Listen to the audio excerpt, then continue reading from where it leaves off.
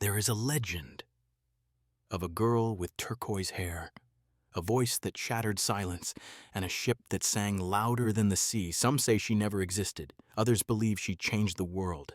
They called her the Pirate Queen. Her name was Hatsune Miku. She was not born. She appeared one morning in the year 1622 on the shores of a forgotten island near the Ryukyu Kingdom. Unconscious, alone, wrapped in fabric that shimmered like starlight.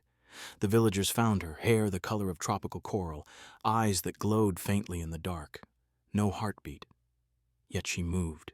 No breath, yet she sang. She didn't speak in words, only melody, complex, layered, alien.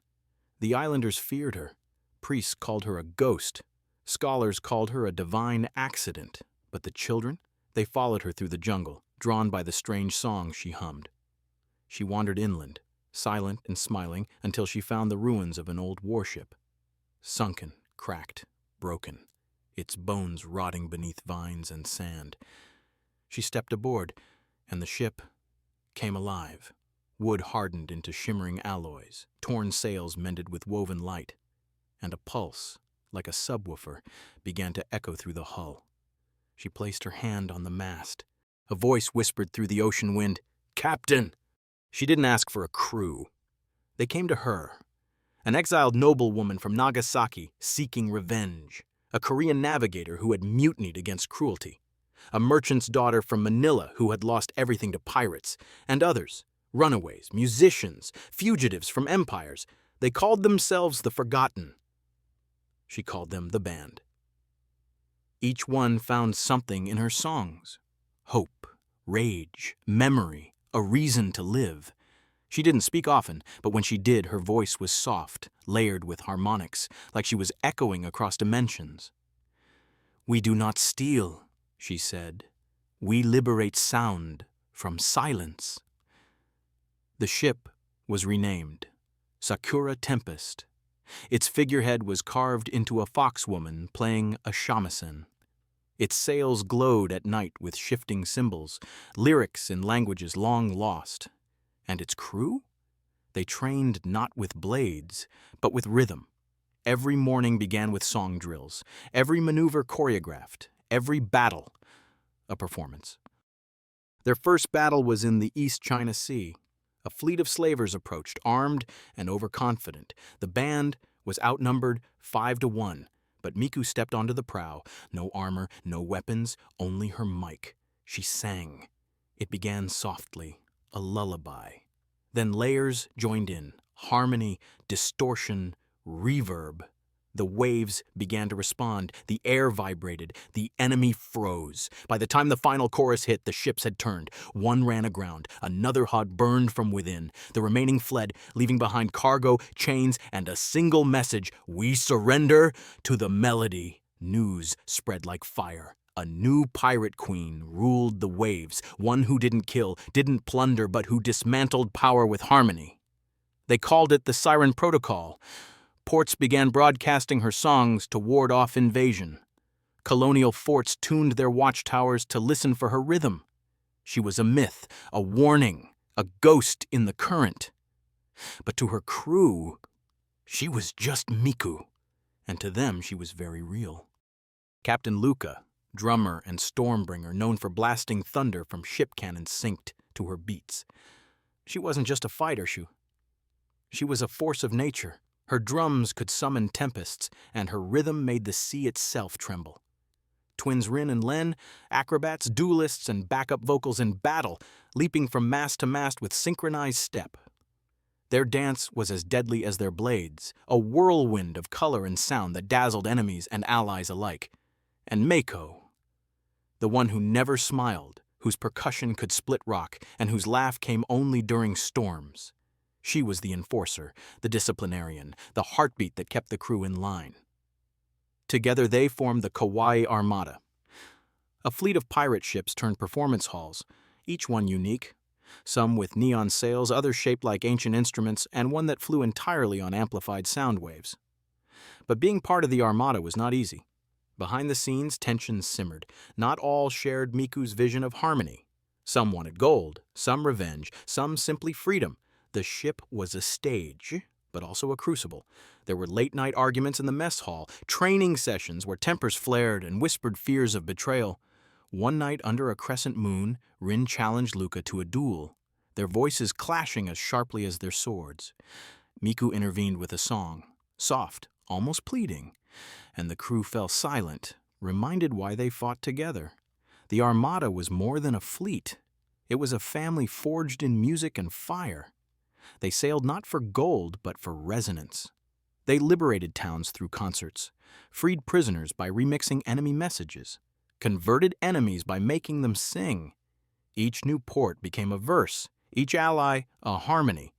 The sea was no longer divided by flags, it was stitched together by rhythm. But the silence fought back. The empires, shaken by her influence, united. British galleons, Portuguese frigates, Ming warships, an alliance of iron and fear. They called it the Coalition of Silence, and they launched the greatest fleet in history. When Miku heard, she only smiled and said, "Every song ends, but some become echoes." The final battle happened near Okinawa. Clouds blackened, winds stopped, time paused. The enemy fleet stretched across the horizon. 200 ships, thousands of men.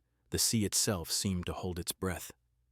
Miku rose on a platform of light, her voice amplified by crystalline speakers embedded in the sails. She sang. It was a song no one had heard before. Part lullaby, part battle cry, part farewell. The sky cracked open. Waves curled into spirals, ships spun in place. Some began dancing, not in mockery, in surrender, in joy, in realization. Amidst the chaos, Luka's drums called forth a storm. Lightning tore across the sky, ripping masts from enemy ships. Rin and Len moved through the enemy fleet, their blades singing deadly harmonies, protecting the Sakura Tempest at all costs. Meiko stood guard, her fierce rhythm pulsing through the ship's hull, sending shock waves that shattered approaching vessels. But the battle wasn't won without sacrifice. The twin navigators faltered, one struck down by a cannon blast.